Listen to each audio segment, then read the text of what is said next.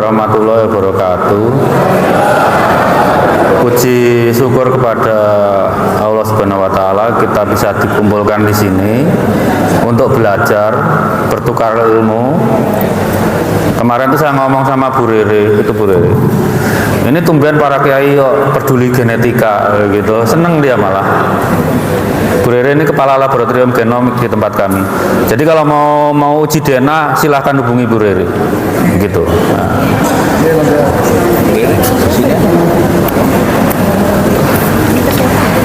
Hah? Apanya? Oh, dikasih ke anu aja, dikasih. Aha. Jadi untuk menyingkat waktu saya langsung aja ya ke bahasan tadi ya. Hari ini Profesor Anhar Gonggong sudah menyinggung sejarah. Kemudian Kiai Ahmad juga suka menyinggung buku nasab. Kita andaikan ini cara kerjanya seperti Pak Polisi di Samsat. Di Samsat itu BPKB-nya yang ngurus seperti Kiai Ahmad tadi. Asal usulnya gimana? Kemudian berapa kali transaksi pajaknya ya seperti Profesor Anhar Gonggong tadi, diurut sejarahnya. Tapi kan harus cek fisik. Nah, cek fisik ini kita lakukan uji DNA. Kenapa dengan uji DNA? Karena kita itu artefak nenek moyang kita. Jadi misalnya saya nih punya mutasi. Itu catatan Tuhan tentang saya. Itu saya wariskan ke anak saya, laki-laki misalnya. Anak laki-laki saya mengalami mutasi lagi. Maka mutasi saya dan anak saya itu diturunkan ke cucu saya, seterusnya itu. Dan mutasi itu ada yang umurnya panjang, ada yang umurnya pendek. Ada yang panjang sampai 1 juta tahun nggak berubah-berubah ada. Ada yang pendek pun hitungannya masih ribuan ya STR itu. Ribuan tahun. Itu yang dipakai menghitung kekerabatan yang jangka pendek. Makanya tadi karena Kiai Ahmad udah nyebut merek ya, saya coba lah, saya dianggap mewakili keluarga aja lah. Kalau saya punya cucu ya, katakanlah 10 generasi ke bawah, mereka itu harus punya mutasi yang terjadi di saya, itu harus. Cara membuktikan saya ada, ya diperiksa mutasi cucu-cucu saya itu 10 generasi. Sama dengan penelitian yang sedang berjalan ini belum selesai. Walaupun mungkin masih bisa didebat, dibantah, silakan aja. Seperti kita menemukan kode genetiknya Nabi Ibrahim, caranya sama. Yang dari Nabi Ishak diperiksa, yang dari Nabi Ismail juga harus diperiksa. Karena kan dari dua itu. Kalau dari anaknya lain lagi nanti ketemu juga diperiksa. Itu penelitian yang belum selesai. Kalau kasus, maaf saya akhirnya nyebut nama ya. Oke. Sayyid Ubaidillah itu diakui sebagai kakek moyang Ba'alawi ya. Untuk membuktikannya secara genetika, maka kita harus menemukan penanda genetik itu di setiap cucunya. Punya semua harusnya laki-laki. Itu kewajiban Ba'alawi untuk membuktikan berbakti pada kakeknya. Caranya. Karena kalau dia gurus lurus laki-laki, itu haplogrupnya pasti ada yang sama, haplotype-nya ada yang sama, kecuali kalau bayi ketukar di rumah sakit ya mbuh. Tapi sepanjang dia hasil nikah atau budak itu harus sama. Itu. Makanya kalau dalam genetika kita membuktikan nasab jauh ke atas itu bisa. Cuma yang jadi masalah kan interpretasi dengan buku sejarah. Kita periksa kode-kodenya, tapi kan harus dibantu buku sejarah siapa orangnya. Gitu. Nah, sekarang masuk ke apa?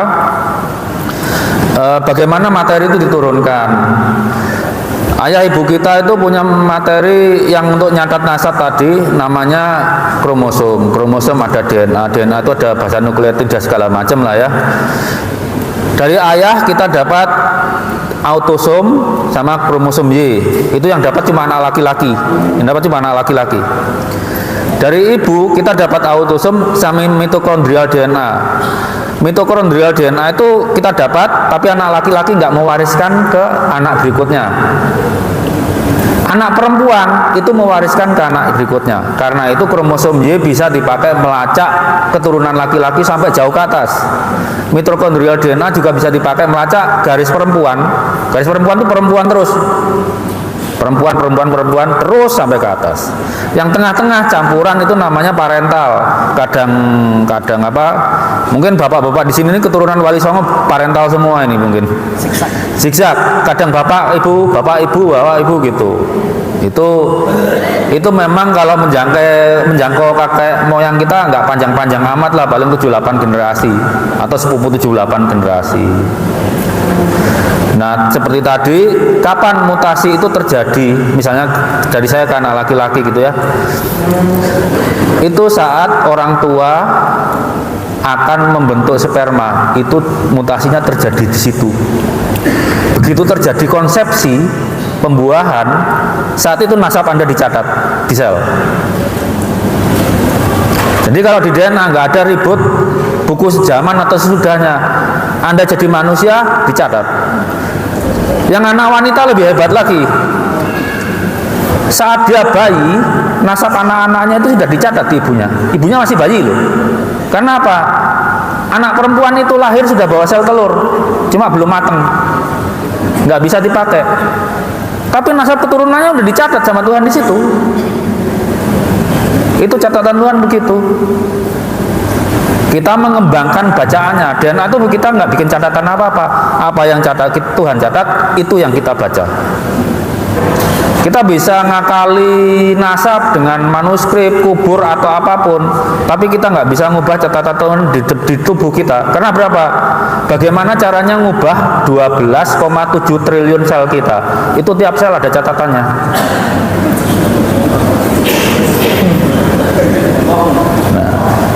Nah, untuk teknisnya, oh ya, kalau saya ditanya pengetahuan saya genetik dari mana gitu ya, saya itu teknik pangan. Teknik pangan itu cabang biologi terapan. Jadi kalau saya genetik, waktu S1 dulu pemilihan tanaman, waktu S2 rekayasa genetika untuk mikrobiologi. Tapi intinya setiap anak yang biologi terapan, pertanian, peternakan, kedokteran hewan, terus apa lagi ya, mikrobiologi, teknik lingkungan, pasti dibekali genetik. Persoalan nasab ini mereka ngerti bener kok, pasti ngerti bener. Karena sebetulnya nggak sampai kita dokter turun tangan, nggak, mereka ngerti. Coba dikumpulin anak biologi 10 ngerti semua itu. Nah, ini selanjutnya yang pematerinya Bu Rere. Bu Rere ini kepala lab genomik. Jadi kalau mau uji DNA silakan menghubungi. Nanti kan hasilnya dari lembaga negara ya. Kalau mau tes DNA silakan. Cuma ya ada biayanya, nggak mungkin biayanya. Terus itu Dr. Ari Kain. Beliau itu juga pakar taksonomi, etnobotani ya. Nah, jadi genetika yang berkaitan dengan etnis juga beliau, dan itu Dr. Sandi itu genetikanya berkait dengan kesehatan.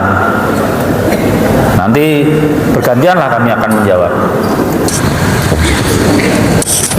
Saya mencoba untuk menjelaskan secara ilmiah populer tanpa mengurangi isi ilmiahnya. Begini, percaya nggak kalau kita berasal dari satu bapak, Adam, terus sampai bapak yang Adam itu bapak umat manusia, ada bapak ras manusia, itu namanya Nabi Nuh. Karena pas banjir besar selesai, 3 anaknya menyebar, ada Sam, ada Ham, dan ada Yafet, ya. Dan kemudian menyebar ke seluruh muka bumi. Muka bumi memangnya sama? Kan enggak. Ada yang padang pasir, ada yang es, ada yang hutan tropik, segala macam. Satu tidak lebih baik dari yang lain. Dan itu sudah berpisah selama ribuan tahun. Untuk mengatasi ini, Allah menganugerahkan kepada kita mekanisme untuk menjaga supaya nggak mati gitu loh. Itu menyangkut masalah penampilannya, fisiologi tubuhnya, segala macam. Kan nggak mungkin orang yang tinggal di daerah tropika seperti ini, yang suhu, opol, segala macam, itu panjang itu jelas nggak mungkin, ya. Terus orang yang tinggal di daerah dingin tidak mungkin mempunyai bulu-bulu yang tipis seperti kita, pasti akan kedinginan. Mereka punya bulu yang lebat. Itu adaptasi manusia, dan adaptasi manusia itu diturunkan dari orang tua ke anak supaya anaknya juga survive, bertahan hidup. Jadi ada sifat-sifat badan yang berbeda. Wong Jawa ya Jawa, yang bule ya orang bule, besar di badannya itu. Tapi tak satu tidak lebih baik dari yang lain, ya. Nah, maksud saya begini, kalau ada perubahan sifat itu pasti berpengaruh pada komposisi gennya. Wallahu a'lam bishawab, saya tidak tahu, mungkin karena masih usianya masih ribuan tahun, karena berdasarkan